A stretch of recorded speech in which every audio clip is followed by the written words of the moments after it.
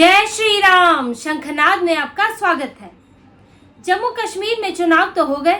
भारत विरोधी पाकिस्तान परस्त अलगाववादी पार्टी नेशनल कॉन्फ्रेंस को चुन लिया गया। उमर अब्दुल्ला विधायक दल के नेता बन गए और अब मुख्यमंत्री बन जाएंगे। लेकिन उमर अब्दुल्ला के लिए ये जो खुशी है चुनाव में जीतने की, मुख्यमंत्री बनने की, ये खुशी अब बेचैनी बन गई है। उमर अब्दुल्ला परेशान हैं, छटपटा रहे हैं और वो इस जीत का आनंद नहीं उठा पा रहे, बल्कि अब उन्हें अपने ही राजनीतिक भविष्य पर खतरा दिखने लगा है। उमर अब्दुल्ला जानते हैं कि ये जो उन्होंने जीत हासिल की है, ये जम्मू कश्मीर में, जिसमें वो मुख्यमंत्री तो बनने जा रहे हैं, उनके लिए खुशी की बात तो है, लेकिन उन्हें आगे का डर सता रहा है। और वो ये जानते हैं कि ये वो जम्मू कश्मीर नहीं है जिस जम्मू कश्मीर में पहले अब्दुल्ला और मुफ्ती परिवार अपना खुला खेल खेलते थे। वो जम्मू कश्मीर नहीं है जिसे ये लोग लूटा करते थे, भ्रष्टाचार करते थे, मनमानियां करते थे, आतंकवाद को बढ़ावा देते थे। आज जम्मू कश्मीर अलग है। आज जम्मू कश्मीर केंद्र शासित प्रदेश है और उमर अब्दुल्ला उस केंद्र शासित प्रदेश में एलजी उपराज्यपाल के साथ एक मुख्यमंत्री बनने जा रहे हैं, और वो राज्य जिसे अभी पूर्ण राज्य का दर्जा प्राप्त नहीं हुआ है। और उमर अब्दुल्ला की ये बेचैनी जगह जगह दिख रही है। वो इंटरव्यू दे रहे हैं, बयान दे रहे हैं, जहां उनके चेहरे पर खुशी झलकनी चाहिए थी, वहां उनके चेहरे पर एक मायूसी है, एक अनजाना डर है कि आगे आने वाली स्थितियां क्या होंगी, क्योंकि उमर अब्दुल्ला के हाथ में क्या होगा, क्या शक्तियां होंगी, ये तो केंद्र सरकार पर निर्भर करेगा। उमर अब्दुल्ला मुख्यमंत्री बनते ही फुल फ्लेज्ड मुख्यमंत्री नहीं बन जाएंगे। वो क्या संभाल पाएंगे, किन चीजों पर उनका अधिकार होगा, ये तो सब अब केंद्र से तय होने वाला है। और उमर अब्दुल्ला भी सोच रहे हैं कि उन्हें इस झोली में क्या मिलेगा और क्या नहीं मिलेगा। उमर अब्दुल्ला के लिए दो परेशानियां हैं। चुनाव जीतना ही काफी नहीं है। चुनाव जीत लिया और ये कोई आखिरी चुनाव नहीं है, चुनाव इसके बाद भी होंगे। और उमर अब्दुल्ला ने जो अब इनकी पार्टियों ने बड़ी बड़ी बातें चुनाव में कर दी हैं, 370 से लेकर फिर से स्टेटहुड मिलना और इसके अलावा विशेष राज्य का दर्जा मिलना, ये सब बातें तो बहुत हो गई। चुनाव के दौरान वादे भी हो गए, मैनिफेस्टो में भी लिख दिया गया, लेकिन अब पूरा कैसे होगा, सवाल तो ये है। उमर अब्दुल्ला के सामने जो पहली समस्या है वो उनको परेशान कर रहा है। उनको मिला मैंडेट। उमर अब्दुल्ला को बहुमत के करीब मैंडेट मिला है। जो 47 सीटें कश्मीर की थी, 42 के 42 वो जीत गए। ये बहुत बड़ी बात है। टैक्टिकल वोटिंग हुई है। यहाँ तक कि जो शेड्यूल कास्ट की, शेड्यूल ट्राइब्स की जो सीटें थी, जो 9 सीटें थी शेड्यूल ट्राइब्स की कश्मीर में, जम्मू और कश्मीर दोनों में मिला के, वहां भी भाजपा को वोट नहीं पड़े। वहां भी नेशनल कॉन्फ्रेंस, कांग्रेस और इंडिपेंडेंट को वोट मिल गए। जबकि वहां पर ट्राइबल्स हैं, गुज्जर, बकरवाल और इसके अलावा पहाड़ी समुदाय, गुज्जर बकरवाल जो बताए जा रहे थे कि वो थोड़े नाराज है, लेकिन एसटी सीटें उनके लिए की गई थी। बीजेपी उनको मनाने की कोशिश में थी। उनके लिए उनके कई उम्मीदवार, कई ऐसे नेता थे जो गुज्जर बकरवाल के, बीजेपी ने अपने यहाँ उनको जगह दी थी, उम्मीदवार खड़े किए थे। इसके अलावा पहाड़ी समुदाय भी था जिसके लिए अलग से रिजर्वेशन किया गया था। लेकिन गुज्जर बकरवाल तो पूरे मुसलमान हैं। पहाड़ी समुदाय में हिंदू भी हैं और मुसलमान भी हैं, लेकिन किसी भी हालत में इन्होंने, गुज्जर बकरवाल मुसलमानों ने, जो ट्राइब्स हैं, उन्होंने भी भाजपा को वोट नहीं दिया, नेशनल कॉन्फ्रेंस को वोट दिया। चाहे जम्मू का इलाका हो, चाहे कश्मीर का इलाका हो। जबकि सारी अनुसूचित जाति की, शेड्यूल कास्ट की सारी सीटें, 7 सीटें बीजेपी जीती, लेकिन शेड्यूल ट्राइब की 9 सीटें बीजेपी नहीं जीती। यानी मुसलमानों ने सोच समझ कर वोट किया, चाहे वो गुज्जर बकरवाल थे, चाहे वो बंजारे हैं, चाहे वो घुमंतु हैं, चाहे वो जो दूसरे कश्मीरी मुसलमान हैं, सब ने जो है ये तय किया कि उस पार्टी को वोट दिया जाएगा जो भारत विरोधी है, जो पाकिस्तान की तरफ झुकाव रखती है। और इसलिए नेशनल कॉन्फ्रेंस को वोट दे दिया गया और चुन लिया गया। और अब ये मुसीबत बन गया है उमर अब्दुल्ला के लिए। वो कह रहे हैं कि इतने बड़े मैंडेट का मतलब है कि आपको प्रैक्टिकली चीजें करके दिखानी होगी, यानी आपने जो वादे किए हैं वो पूरे करने होंगे। अब हवा हवाई बात नहीं हो सकती कि आपने कहा हम तो 370 ला देंगे, आपके बस में है नहीं, और आपने वादा तो कर दिया, लोगों ने वोट दे दिए, अब 370 आएगा नहीं तो आगे आपको जवाब देना पड़ेगा। क्योंकि इतना बड़ा मैंडेट एक उद्देश्य से आता है, और वो उद्देश्य है कश्मीर को पुराने हालात में लाना, भारत से अलग करना, इस उद्देश्य के साथ वो वोट पड़ा है। अगर वो उद्देश्य उमर अब्दुल्ला पूरा नहीं कर पाएंगे तो खामियाजा तो भुगतना पड़ेगा, बदनामी तो झेलनी पड़ेगी। और उमर अब्दुल्ला इसी से बेचैन है, और इसी में उनकी बेचैनी तब और बढ़ जाती है जब उमर अब्दुल्ला के सामने एलजी आते हैं और जब जम्मू कश्मीर केंद्र शासित प्रदेश रहता है, क्योंकि बात अब वो नहीं रही। पहले तो इन्होंने यहाँ पर खुला राज किया है, पूर्ण राज्य का दर्जा था, लद्दाख भी हिस्सा था, फंड आता था, ये दोनों मुफ्ती अब्दुल्ला मिलकर इनका परिवार जो है वो फंड खा जाता था, लाखों कई भ्रष्टाचार के मामले हुए, रोशनी एक्ट के तहत इन्होंने जमीनें हड़पी हैं, आतंकवाद बढ़ाया है, पूरी खुली छूट थी, पुलिस इनके इशारों पर थी।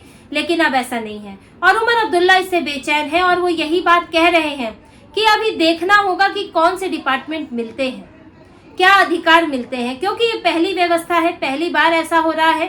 जम्मू कश्मीर में एलजी, अभी तक एलजी वहां पर चला रहे थे व्यवस्था, अब वहां पर एक इलेक्टेड मुख्यमंत्री वहां पर है और उसके साथ किस तरह से तालमेल बना के काम करना है, कौन से अधिकार किसके पास होंगे, ये अभी डिसाइड होगा। अभी इस पर चर्चा चल रही है, केंद्र भी इस पर विचार कर रहा है।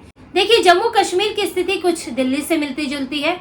दिल्ली में भी एलजी है और इसके अलावा एक सरकार है, लेकिन जो पुलिस है वो केंद्र सरकार के पास है, जो जमीन के मामले हैं, लैंड से जुड़े रहे हैं, वो केंद्र सरकार के पास है। एलजी की शक्तियां बहुत ज्यादा हैं और जिसे लेकर अरविंद केजरीवाल आए दिन जो है बहाना बनाते हैं, आरोप लगाते हैं। अब अगर जम्मू कश्मीर की स्थिति में देखें, दिल्ली तो बहुत छोटी जगह है, राजधानी है, इतनी समस्याएं नहीं है, लेकिन जम्मू कश्मीर पाकिस्तान से जुड़ा बॉर्डर इलाका है, अलगाववाद है, आतंकवाद है, बड़ा इलाका है। तो ऐसे में बड़ा मुश्किल है कि पुलिस जो है वो सरकार के, राज्य सरकार के पास जाए, वो केंद्र के पास, एलजी के पास ही रहेगी। और भी जो महत्वपूर्ण विभाग हैं, महत्वपूर्ण मामले हैं, अब जैसे कि अगर हम लैंड की बात करें, जो अभी लैंड से जुड़े बदलाव हुए हैं, जमीन अधिग्रहण से जुड़े बदलाव हुए, जिसके बाद जो है वहां पर निवेश हुआ है, तेज रफ्तार से चीजें चल रही हैं, वहां पर बाहर की कंपनियों ने आकर निवेश किया है, मॉल खुलने की बात हो रही है, सड़क निर्माण हुआ है, तो बुनियादी व्यवस्था में सुधार हुआ है। लेकिन अगर वो एकदम से राज्य सरकार को दे दिया तो इनका तो विचार क्या है? इनका विचार तो पूरा यही है कि कश्मीर में बाहर के लोगों को मत घुसने दो, कश्मीर में विकास मत होने दो, वहां पर अव्यवस्था बनाए रखो, लोगों को बेरोजगार रखो, बच्चों को पढ़ने मत दो, ताकि वहां पर लोगों के पास रोजगार ना हो, बच्चे स्कूल ना जाएं, पत्थरबाजी करें, कमाने का साधन ना हो, पत्थरबाजी के जरिए कमाए, आतंकवाद की तरफ झुकाव हो। तो ये अब्दुल्ला मुफ्ती परिवार तो यही चाहता है। लेकिन अगर इनके पास में ये लैंड से जुड़े, जमीन से जुड़े अधिकार नहीं होंगे तो आप निवेश नहीं रोक पाएंगे। फिर आप कैसे करेंगे? कैसे जो आप बोल रहे हैं कि हम ये मुद्दा जिंदा रखेंगे, जो अपने इंटरव्यूज में उमर अब्दुल्ला बोल रहे हैं कि 370 की वापसी तो इतनी जल्दी नहीं हो सकती। अब ये पता तो है, ये तो मालूम है कि मेरे हाथ में तो है नहीं, लेकिन हम इस मुद्दे को जिंदा रखेंगे। आप जिंदा रखोगे कैसे? आप यहाँ संसद में आकर बोलोगे, आप वहाँ विधानसभा में बोलते रहोगे तो सुनने वाला कौन है? लेकिन जिंदा कैसे रखा जाता है? जिंदा रखा जाता है आग लगाकर, जिंदा रखा जाता है विरोध प्रदर्शन कराकर, जिंदा रखा जाता है पत्थरबाजी कराकर। और यही वो करने की कोशिश में है कि हम इस मुद्दे को उठाते रहेंगे और उठाते रहेंगे, यानी कश्मीर को जलाते रहेंगे। लेकिन वो तब कर पाएंगे जब इनके पास सारे अधिकार होंगे। तो जम्मू कश्मीर की स्थिति इतनी आसान नहीं है कि अब जैसे हरियाणा में चुनाव जीती बीजेपी, सरकार बना ली, किसी और जगह चुनाव, हिमाचल में कांग्रेस चुनाव जीती थी, सरकार बना ली और चीजें स्मूथ हो गई। लेकिन अभी ऐसा नहीं है। जम्मू कश्मीर की सरकार वाकई में कितनी सरकार है ये देखना होगा, और उमर अब्दुल्ला उन सीमित अधिकारों के साथ क्या कर पाते हैं ये उनके लिए बड़ी चुनौती होगी। और देखिए, इसीलिए ये लोग बार बार स्टेटहुड की बात कर रहे हैं, पूर्ण राज्य का दर्जा दीजिए, पूर्ण राज्य का दर्जा दीजिए। लेकिन आपको क्यों पूर्ण राज्य का दर्जा मिलेगा? क्यों मिलना चाहिए? कि ताकि आप वही हालात कर दें जम्मू कश्मीर में जो अब्दुल्ला परिवार के रहते, जो हिंदुओं का नरसंहार हुआ, जो वहां पर जो 89-90 के समय पर यही परिवार था, उमर अब्दुल्ला, इन्हीं लोगों का परिवार था, फारूक अब्दुल्ला, जिन्होंने आंखें मूंद ली जब हिंदुओं का वहां पर उनको मार मार के उन्हें काटा गया, उन्हें जलाया गया, रलीब गलीब चलीब कहा गया कि इस्लाम अपनाओ या तो कश्मीर छोड़ो या फिर मारे जाओ, इस तरह के नारे दिए गए। कश्मीर खाली कर दिया गया हिंदुओं से, और इसलिए अब वहां पर मुस्लिम आबादी है। और इसके बाद इन्होंने अपना भ्रष्टाचार किया, जमीनें हड़पी, आतंकवाद को बढ़ावा दिया। तो क्या ये सब करने के लिए पूर्ण राज्य का दर्जा मिलेगा? उमर अब्दुल्ला क्यों चाहते हैं पूर्ण राज्य का दर्जा? क्या वो यही चाहते हैं अब जो जम्मू के भी बचे हुए हिंदू हैं उनको भी इसी तरह बाहर कर दो? तो ये इनकी जो साजिश है, इनके इरादे हैं, इसे केंद्र सरकार समझती है।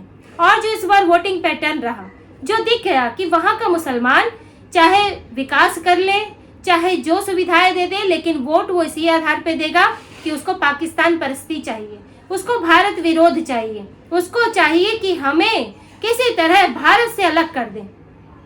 इसीलिए भारत सरकार जो है अब ये बात समझती है, मोदी शाह, पीएम मोदी, अमित शाह ये बात समझते हैं और इनके वोटिंग पैटर्न ने ये बात और क्लियर कर दी है। शेड्यूल ट्राइब की जो बात कही, जिन्होंने जो डेलीगेशन लेकर आए थे सरकार के पास कि हमको दर्जा दीजिए, जो ये डेलीगेशन लेके गए थे कि हमारी सीटें रिजर्व होनी चाहिए, लेकिन वोटिंग के टाइम पर इन्होंने उमर अब्दुल्ला को चुना, अलगाववादी को चुना। तो ये बहुत सोचने वाली बात है और इसको बात जानती है सरकार, जानती है, पीएम मोदी, अमित शाह ये बात जानते हैं।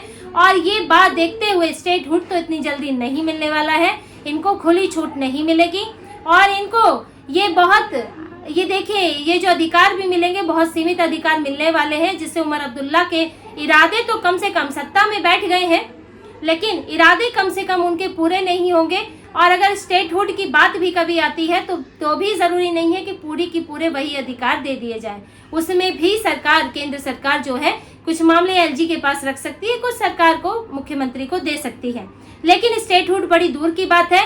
अभी तो फिलहाल उमर अब्दुल्ला अपना बहुमत साबित कर ले सरकार में, क्योंकि उनको बहुमत नहीं मिला है, वो 42 सीटें लाए हैं और 41 सीटें उनकी हैं, 2 सीटों पे तो खुद लड़े थे, एक छोड़नी पड़ेगी और उसके अलावा 6-7 सीटें जो है वो कांग्रेस की है।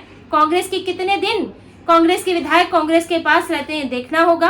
5 विधायक तो अभी एलजी नॉमिनेट करेंगे, तो उसके बाद ये उमर अब्दुल्ला को तो चुनौती ये भी होगी कि पूरे 5 साल वो सरकार चला ले, बहुमत अभी साबित कर ले, हो सकता है बहुमत कभी खिसक भी जाए, तो इतना आसान नहीं होगा चीजों को। या फिर आप कोई प्रस्ताव लाते हैं तो उसमें पूर्ण बहुमत से आप पारित करा ले, तो ये चीजें अभी देखनी है, उनके सामने चुनौतियां हैं। इसलिए उमर अब्दुल्ला की शिकन खत्म नहीं हुई है और जम्मू कश्मीर अब वो जम्मू कश्मीर नहीं है, चाहे वो कितनी भी बातें कर ले, चाहे कुछ भी कर ले। और वो ये जानते हैं कि अगर वो जिन्होंने उन्हें वोट दिया है और जिस कट्टरता के साथ वोट दिया है, अगर वो चीजें नहीं कर पाते हैं तो आगे चल के उमर अब्दुल्ला की ही राजनीति खतरे में पड़ने वाली है। तो इसी तरह की और खबरें और विश्लेषण आपके लिए लाते रहेंगे, हमसे जुड़े रहिए, सब्सक्राइब कीजिए, कमेंट कीजिए। बहुत बहुत धन्यवाद। जय श्री राम।